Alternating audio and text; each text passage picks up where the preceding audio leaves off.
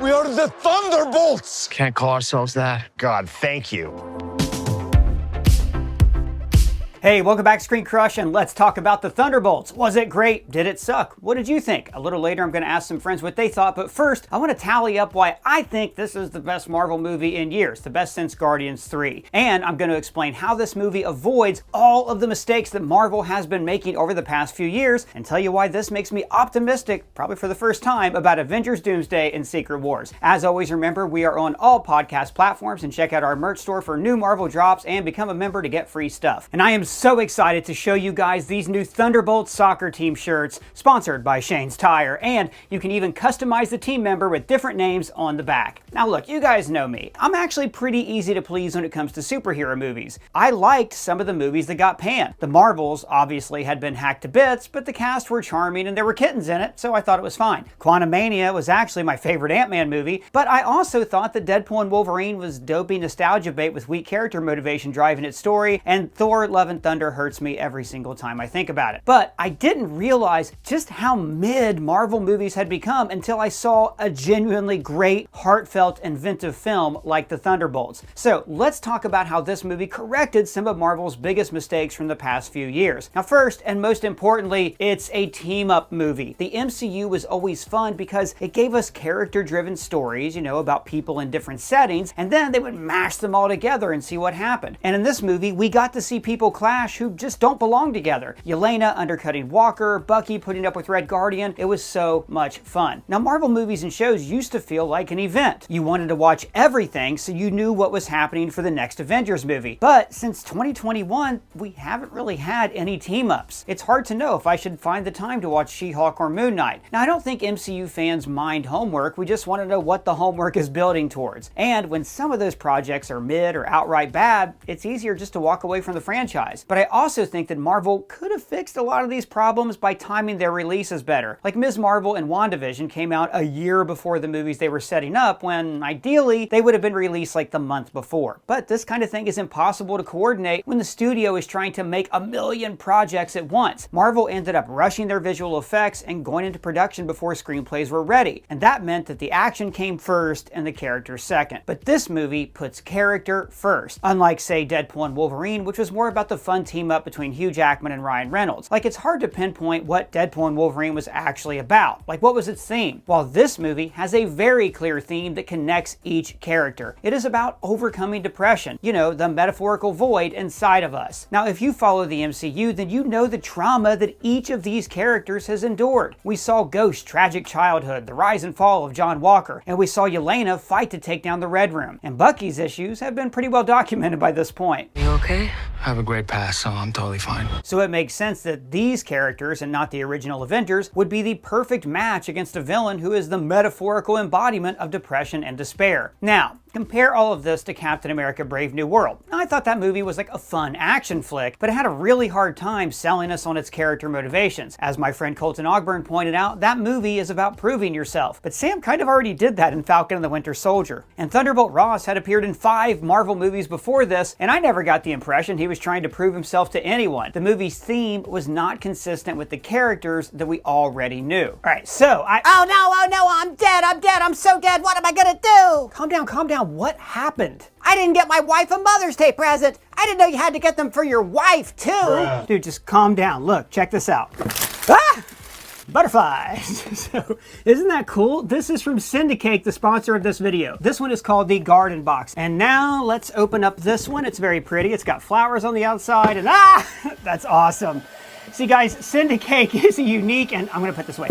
Guys, Syndicate is a unique and unforgettable cake experience, and it is the perfect gift for Mother's Day. And you can actually refill the bubbles in this thing whenever you want if you want to surprise people over and over like this. Wow, my wife is gonna love that. And so will my mom. And my kids. Right? And what I love about Syndicate is that I live far from home, and I know I could just send somebody flowers, but I want to give people back home a little something extra and special. And these gifts are not just for Mother's Day. They offer a range of products, perfect for any event. Birthdays, anniversaries, retirements, life day, bar mitzvahs, bat mitzvahs, b'nai mitzvahs, you name it. I would like 50 cakes, please. Send-A-Cake is both thoughtful and hassle-free, but most importantly, it is so much fun and delicious. So to send your cake today, use our link in the description and use the code CRUSH10 to get 10% off your Send-A-Cake today. It is a really fun gift. You won't regret this. Now, back to what I was saying. But while we're comparing this movie to Brave New World, that movie was really dragged down by its clunky exposition, like this. It also resulted in the president-elect's estrangement from his daughter, Dr. Betty Ross, Bruce Banner's ex-girlfriend. Why would a newscaster say that somebody was randomly the girlfriend of Bruce Banner? Well, because this was all added in later for the audience, because initial audiences watched the movie and they were confused. Whereas in the Thunderbolts, everyone is meeting for the first time, so they're telling each other about themselves. It feels natural, it's fun, and it gives everyone a chance to rip on John Walker. And that final reveal of what the asterisk means was so much fun. Knowing that these are the new Avengers made me excited for what's to come in the future. Like, I was so psyched to get teases for like Harry Styles as Star Fox or Brett Goldstein as Hercules, because I thought, oh sweet, those side characters from the comics are getting A-list treatment. What's the plan? But then, there's no plan. Marvel post-credits teases have been setting up stories that probably won't get made for 4 or 5 years. But this movie's post-credits scene actually sets up the next movie, Fantastic Four: First Steps. It feels like we're seeing Thor's hammer in Iron Man 2 or the twins in The Winter Soldier. It feels like Marvel has finally paused. They've gotten their breath and they're being more deliberate about what they tease us. I feel like this movie was actually made with the screenplay written first, which is kind of rare in Marvel movies. Most films, post-Avengers, start post-production before they even have a finished script. So for instance, they knew the Red Room was going to fall from the sky before they knew why or how it was going to fall from the sky. Now this isn't exactly unusual. I mean, the newer Mission Impossible movies also shoot their stunts before they have a screenplay. But Marvel has hit this problem where the scripts change so much that the visual effects artists can't keep up. Like, I've heard that Quantumania was a nightmare for the artists because the filmmakers kept changing the screenplay and they'd have to redo all of their work. But this movie isn't that visual effects heavy. I mean, there's a little bit with the Sentry and Ghost, but otherwise everything feels like it could be very grounded and done in camera with stunt work. And the screenplay of this film was funny and sentimental and efficient. See, it was co-written by Marvel veteran Eric Pearson, who gave us Ragnarok, Black Widow, and Godzilla vs. Kong, and the other co-writer was the great Joanna Kalo, showrunner of The Bear and the writer-producer of shows like Beef and BoJack Horseman. It seems like the studio got out of their way and let them cook. But I'm sure there's things to not like about this movie. Some characters get ignored or don't need to be in the movie at all. There's also very few set pieces, so maybe some people thought it was a little boring. Now, a little later, I'm going to tell you why this ending makes me excited for Avengers Doomsday, but first, let's find out what maybe didn't work with the movie from our panel. I am so happy to be joined here by the panel of panels. We have ScreenCrush Editor-in-Chief Matt Singer, ScreenCrush Post-Production Manager Harriet Lengel-Enright, and Rachel Leishman of the Mary Sue. I haven't talked to any of you guys about this movie yet. You know how much I loved it. Rachel, I saw your review up on the Mary Sue. You loved it too. But I want to start with Max. I have not read your review up on ScreenCrush.com yet. Matt, what did you think of the Thunderbolts? I liked it. I don't know. Great. Okay, so Rachel, let's go. All right, now Matt, elaborate, please. Whoa. I really liked it. Next person. All right, he really liked it. Do you care to elaborate even further, Mr. Singer? I do think it's a fun movie. They did a good job. It is definitely one of the better Marvel movies we've had in a while. I don't know if I would say I loved it as close to a love. I think there are some things that I didn't love. I can definitely say that. There are parts of it that I liked a lot. There are a couple of things that I was a little more mixed on. But I think overall, a pretty successful movie. And I think what's going to happen as a result of it is I feel like you are going to have people a little more excited about Marvel movies for the first time in a while. Whereas the vibe that I've been getting lately is like, okay, I got to go, almost like an obligation. I have to go see, there's a new one. I got to go see it. I got to go see what my Marvel pals are up to. I don't know if I want to, but I'm pot committed at this point. I got to go. I think this one is good enough and fun enough and kind of leads you and teases you in the direction of where they're headed next that looks fun enough that people are going to maybe be a little more excited the next time the next Marvel movie comes along. Rachel, what about you? What were your thoughts? Well, I have a Yelena Belova tattoo, so it's not a surprise that I really loved this movie. Imagine you hated it. Imagine like you'd be one of those kids, those guys who named their kids Khaleesi before the Game of Thrones finale. Before they do. No, I liked it a lot. I like when Marvel does the human side of being a hero. It's why I like Iron Man 3 as much as I like it, just because we get to see these superheroes struggle. And it's why I love DC Comics, but it's why I like Marvel a lot, because Marvel allows its characters to not be okay.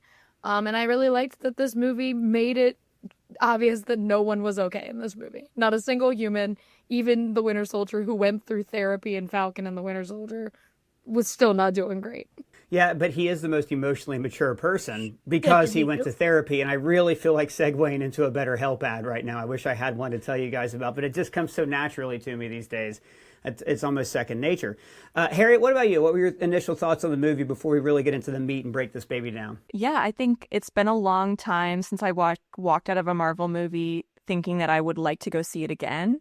And that is how I felt about this one. Like, I just was smiling, laughing.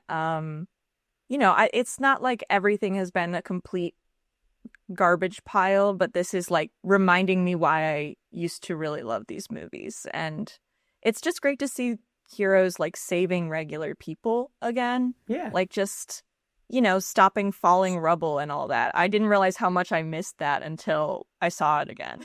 Yeah, and nary a laser shooting out of somebody's hand or anything like that. I've always said people like Hawkeye were some of my favorite characters because it's that thing where you need a normal person to swim in the Olympics to understand how fast everybody else is. I do want to correct you on something, though, Harriet. I think the last time you said you were excited to go see a Marvel movie the second time was Madam Web, right? Oh, yes. Sorry. That was the last one. But that was for very different reasons. Yeah, that was the one where I think we saw the screening together. And then we were like, we have to take everybody we know to see this because it's unconscionable how bad of a mistake it is. And I have since seen it 3 times. And I don't blame you. This one, I'm just stoked. And you pointed something out to me on the way out that it never occurred to me. You said that's the best female-led Marvel or superhero anything. And I was like, yeah, I didn't even notice it was female-led because they didn't feel like they had to make a big deal out of it being female-led. So, Rachel, did this, meet your expectations for a Yelena Belova since you're such a super fan? Yeah, and it was very funny. So I went and saw it in 40X again after I saw the press screening, and then I'm going a third time with my friends to see this movie. But it was funny because my old boss, Yelena did something and she got angry and she's like, she even gets mad like you and how you fight with people. And I was like, oh, okay. I really do just feel kind of called out and seen in a movie because I love how they didn't make Yelena just a sad person the entire time. It was a different side of her, but it was also a relatable kind of sad where you're like, no, I'm just gonna pretend I'm not really depressed and just when I go home I'll be sad about it and no one will see it. And so I loved that the movie showed kind of her outward approach to that, which I know we'll get into, and then the way she kind of actually was dealing with her sadness. And it made me really happy. She was a different character, but not, if that makes sense.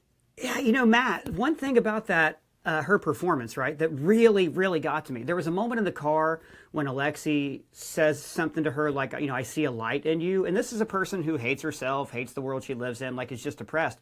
And when he says that to her, Florence Pugh kind of turns to look away from him so he can't see. And she gets this little glimmer of not even a tear, but her face acts like she's about to cry. And it hit me. I started to cry in the theater watching it. I think she gave one of the best performances we've ever seen in the MCU. What are your thoughts on that and ranking-wise? Yeah, I totally agree. I think something I said to you when we were briefly talking about it after the movie was just that, it's a great performance, period. Probably one of the 2 or 3 best performances in a Marvel movie. It's really... she's in it. She's committed. This is not, some people, I don't need to name any names, but we can all immediately think of people who have shown up in these Marvel movies because they are a nice paycheck. Maybe, you get some exposure with a new audience. Maybe you get a couple of paychecks because they sign these people up for 10 movies. That's a good, steady gig. Nice work if you can get it. That's not the vibe you get from Florence Pugh in these movies and shows in general, but especially here in Thunderbolts.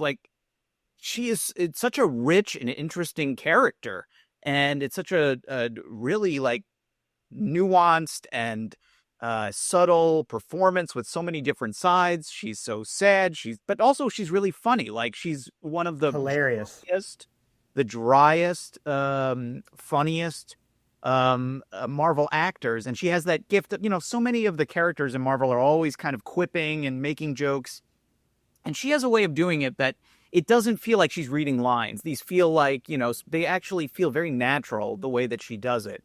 She has a way of kind of tossing them off so dryly and kind of under her breath that it really kind of, she's just the right kind of tone and touch that you need. Whereas people, I feel like sometimes now they kind of have, again, because there are so many of these movies that they have sort of tricks and they do have sort of tropes that they repeat over and over again. And one of them is that kind of quippy style. That undermines drama and tension is what Harriet was telling me. It happens a lot too, and it's pretty annoying. And she's right about that. But in this case, it flips it, because some of this movie is so dark that it really kind of lightens what is otherwise could have been, a kind of a really dark and depressing movie about, grief and loss and loneliness. And I think a lot of the credit for that goes to the Florence Pugh, who's really, it is a Thunderbolts movie, but it really is her movie. She is, I think, undeniably the central character, the main protagonist. And she carries the whole film. She does a great job. And one thing I really loved about her performance and everybody else's is getting to see characters from different corners of the MCU, some of which we haven't seen since, the first Trump administration, in the case of Ghost. Getting to see them just together and getting to see them interact in fun ways, and the way that made the exposition in the film so much easier to digest. Like, for instance, Harriet, John Walker, right? Somebody who, Falcon and the Winter Soldier came out almost 4 years ago. I would not blame anybody if they did not remember who this guy was. And I don't think if I remember right, you didn't really care for the character at all. What were your thoughts on him, and especially like how maybe Elena was able to dress him down at times?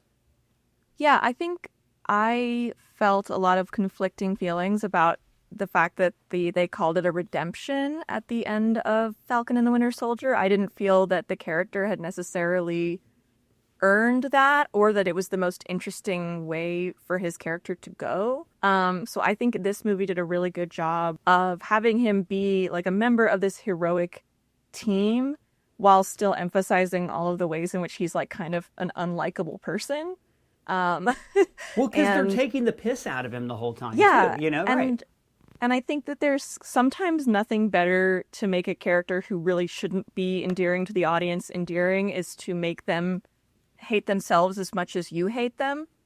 And I think they did that really well with John Walker, with the, like, Elena saying she doesn't even need to dress him down because he already knows how much of a piece of shit he is. Like, I think that was like, okay, like that, I can get behind this version of this character.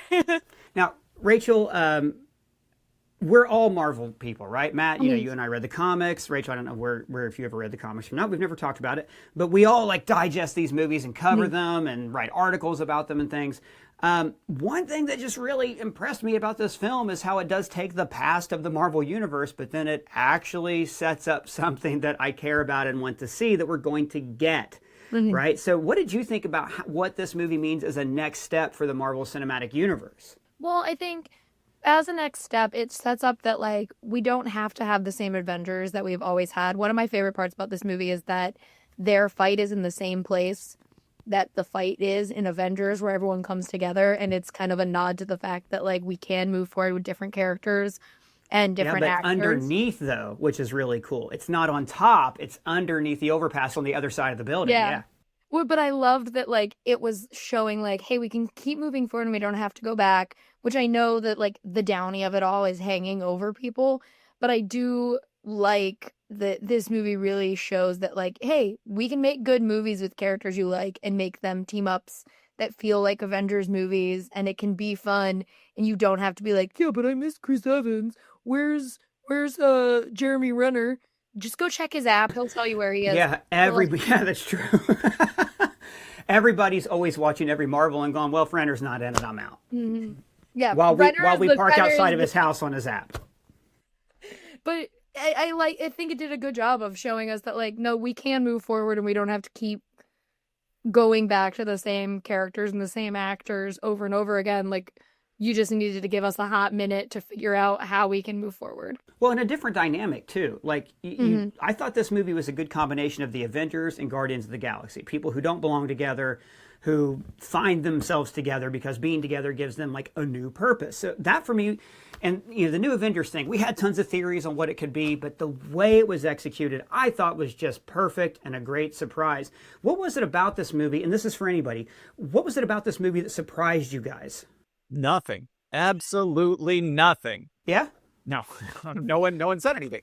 I mean, I will say the one thing that did surprise me in a negative way is, the part of the movie that didn't really work for me, and it's a character that I've enjoyed in the past, is Bucky. Actually, I'm not sure that he really fit into this movie particularly well, or at the very least, he seemed like the least kind of, he was the puzzle piece that didn't quite fit.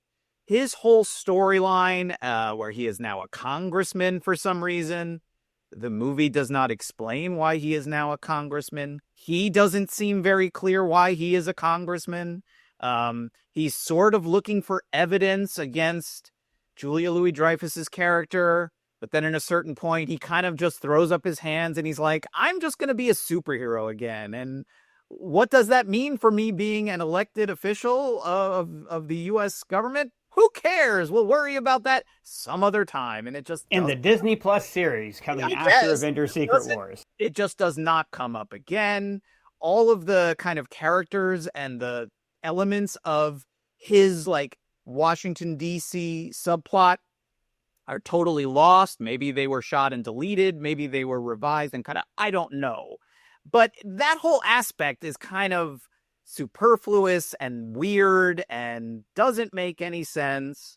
And ultimately, like, again, I like Sebastian Stan. It's fun to see him in pretty much any one of these movies. He's, it's kind of funny that he's now kind of the veteran. I mean, I guess he's always been 100 years old. So, why not have him be the veteran guy? But, as we were talking, I think earlier, like all the other characters are so screwed up.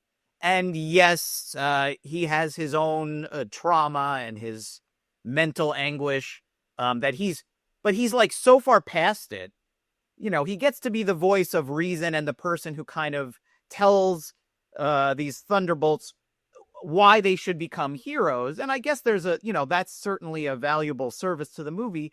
But it's like, he's just so kind of above it all, like he's almost like Zen. He's so kind of because he went to therapy. Again, look, the amount of transition opportunities I've had for ads in this video is killing me. But he has, I agree with you. His arc isn't as well defined as the others in this movie, but also it'd be kind of weird if it was, because he's already been through it in Falcon and the Winter Soldier. Yes, and my point is, I'm glad, Bucky, go get there. I'm so glad you're doing great. I'm so happy for He put in the work. You put in the work. Good for you. He did the worksheets. You're not even the Winter Soldier. It's summer for Bucky. He's the summer soldier now. I'm glad he's doing well, but my point is, it's like, what is his purpose in the movie beyond to give that like one speech where he's like, you can either, wallow in your past or you can try to redeem yourself, which great. It's a nice sentiment. But it does feel like they were like, well, we need somebody in this movie that people are going to really remember and like. Who do we got? Who's still under contract? Oh, Sebastian Stan. Oh, Bucky, you want to be in this movie and, and have a couple of scenes and be a congressman for some reason? He was just the one part that, again, Florence Pugh and all these other Thunderbolts, there's a really kind of coherent thing going on there where they're all such screw-ups and they're so messy. And they work together really well. And they're all kind of vibing together. And I just didn't think Bucky really fit in there in quite the same way. I did like how they have set up this, who knows where it's going to go, this confrontation between the two fledgling Avengers teams, with Bucky and Sam kind of being at the center of that, because they've always had their little frenemy relationship. I don't know if we're going to get any room for that in Avengers Doomsday at all. It seems like that movie's going to have to hit the ground running as soon as possible because it's got the X-Men and all this other stuff. But, Rachel and Harriet, I'm curious from you guys, what was it about the movie that maybe didn't work for you? Just that Bucky's cat, Alpine, still has not made an appearance in the Marvel Cinematic Universe. You bring up a really good point. Just that Alpine is nowhere to be found.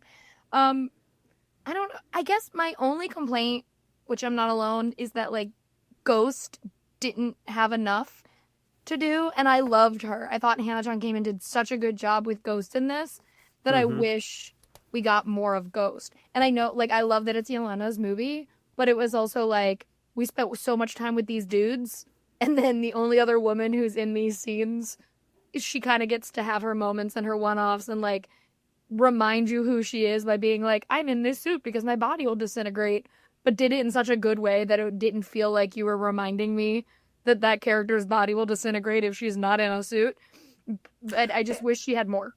And I did wonder what happened with the Pyms helping her out. Like, did they just not go to the quantum realm anymore after what happened with Kang? Even just mentioning that, being like, oh, well, you know, some stuff happened with Jonathan Majors. No one goes back to the quantum realm anymore, so I'm stuck in this suit. Or maybe the stabilizing Pym particles would have never worked for her. Sorry, go ahead. They were gone for 5 years, too. So it's like she could have been not blipped and been like, well, now what do I do? Yeah, that's true. Or maybe her condition just can't be reversed past a certain point.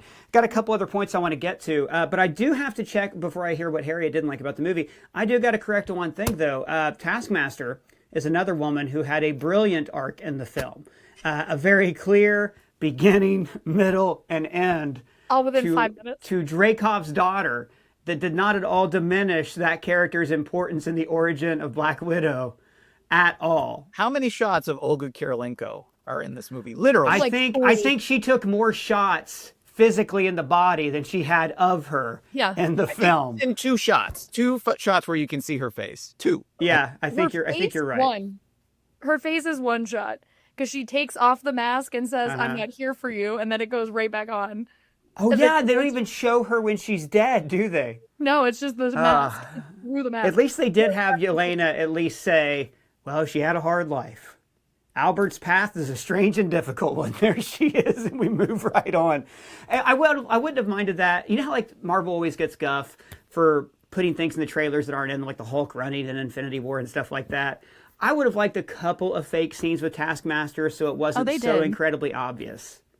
You know, there are a couple. Like, I was grabbing trailer footage, and there's a bunch of like fake shots of her in the Watchtower. But it's still pretty obvious. All right, I had missed that. I apologize to Marvel's publicity team.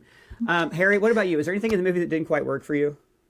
I kind of agree with Rachel that I really would have liked to see more of Ghost.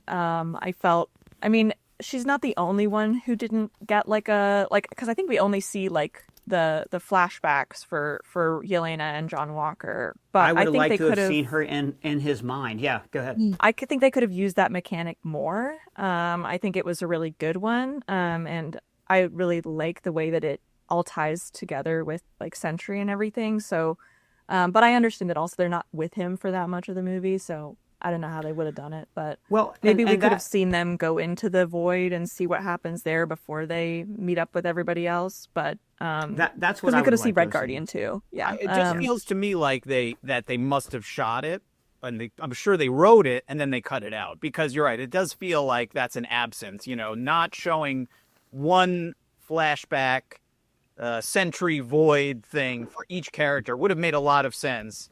And it is weird to show 2 of them, but not one for that third person who's trapped with him in that vault or whatever it is. Well, you know, Age of Ultron did that, and it kind of slowed the movie down. And those also, I love those scenes, but they also kind of slowed the pace. So maybe it was that kind of thing where it slowed the momentum, but, you know, it was too much of an art film if they would have kept them in.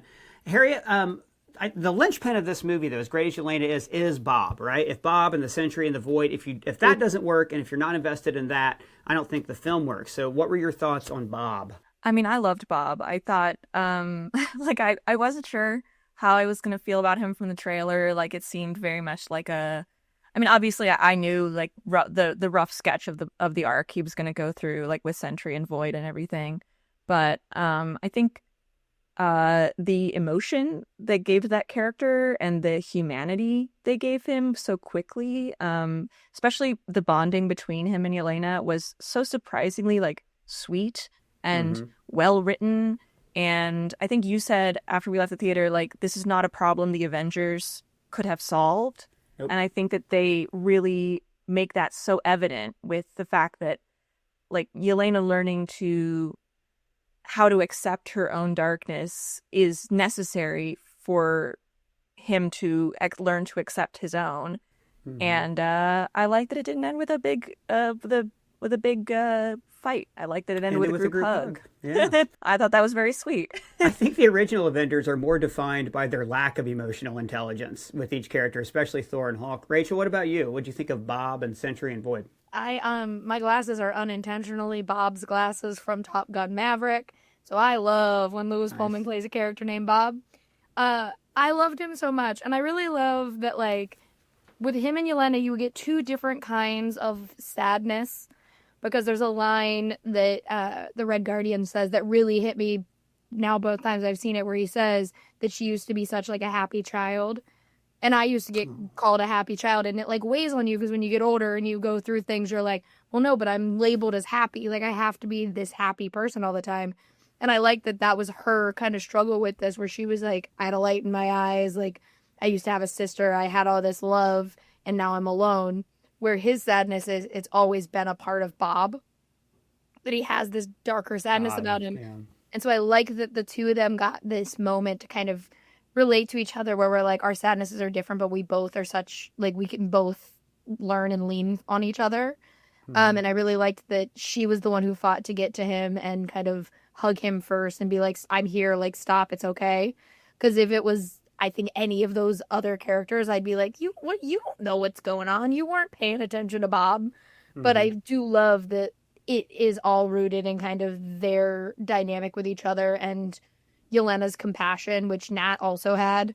And I think that's a really nice kind of tie through to the Avengers, as well as, like, the widows are really compassionate, even though they're great assassins and will murder somebody on sight. They also can find compassion to people. Well, part of their training was to learn how to connect with people before you slit their throats. Matt, I know you've read the original Paul Jenkins, J. Lee Sentry books. They're some of my favorite comics. He's an incredible character on the page. Obviously, in this movie, he's a small part of a much bigger whole. And I'm curious, just your thought as a comic fan. Do you think that the time that they gave him was enough to do the character justice? Yeah, I mean, well, certainly he's going to be sticking around, and you imagine he'll have more moments in the future Avengers movies. But yeah, I mean, I was a fan reading those books when they were first coming out, the Sentry comics. And what I really liked about Lewis Pullman's performance and how the whole movie kind of captures that character is that they really nail what you felt reading those books, was that, like, when they first announced that character, it was like, oh, Marvel is just doing their own version of Superman. And in typical Marvel fashion, like, he's not just an uncomplicated, powerful do-gooder. Like, he's terrifying. He's like this weird mystery that you never really know. He's a total loose cannon. Because of his issues, you never really know which guy you're going to get. And I thought that the way he was written and then played by Lewis Pullman, they really nailed that in the movie. In some scenes, he's kind of charming and friendly. And at other times, you're like, really terrified what this guy is going to do, and it's a tough character to play because you have to be convincing as both this kind of jokey, dweeby weirdo who kind of emerges from, like, a box, but you also have to be the guy who can, like, coldly look at people and turn them into, like, a shadow, a stain on the pavement. And the movie, I thought, really pulled that trick off, and I was really impressed by that.